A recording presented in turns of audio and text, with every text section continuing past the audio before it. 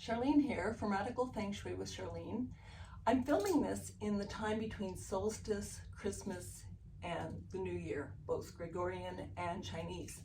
And I want to share with you now some interesting little antidotes from other countries that I feel have a really strong connection with the manifestation and cures that we have in Feng Shui. I was in a situation many years ago with my family where we were living in Costa Rica and we wanted to take a trip and visit the other side, the Caribbean side. We were on the Pacific side and go visit friends further south.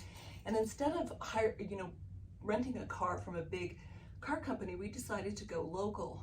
And we rented this great little Jeep and we had this fantastic time. I think my kids were like 8 or 9 at the time. My daughter 8 or 9, my son about 12. We had a great time right up until the point where we were driving over these mountain ridges, which the Cordillera or the mountain range goes right down the middle, and the truck overheated, the little Jeep overheated, and the engine blew. So we were left stuck. A big company would have showed up, give us another car, helped us out. Because it was a local little company, we got stuck there, we stayed in a hotel, we got to our friends eventually, had to leave the vehicle there, all the contents of the vehicle were stolen.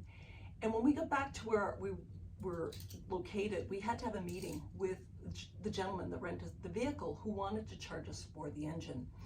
Now my belief is a rented vehicle, you don't know who had it prior to you. Was it you that caused the accident or the incident? And the fact that it was a small company we're trying to support. So I used what I thought was an amazing cure that I had just read in a book by Isabelle Allende, and she was talking about something that they do in Chile. And what they do is they sweep from the back of the house to the front door, and then they wash everything from the front to the back. And they're bringing in energy for a special occasion, for good luck, and I think it's really appropriate for the new year coming up, that if you want to bring good intentions in, this is a really good way to do it.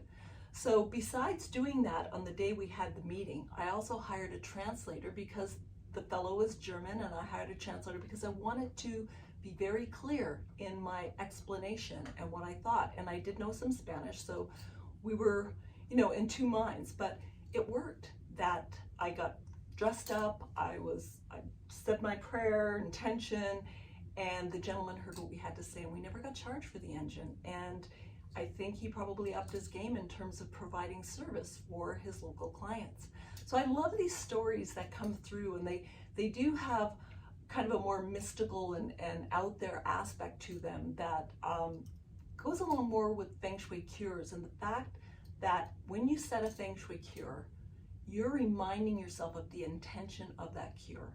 So thank you for listening, and Chinese New Year's is coming up, 22nd of January, live presentation.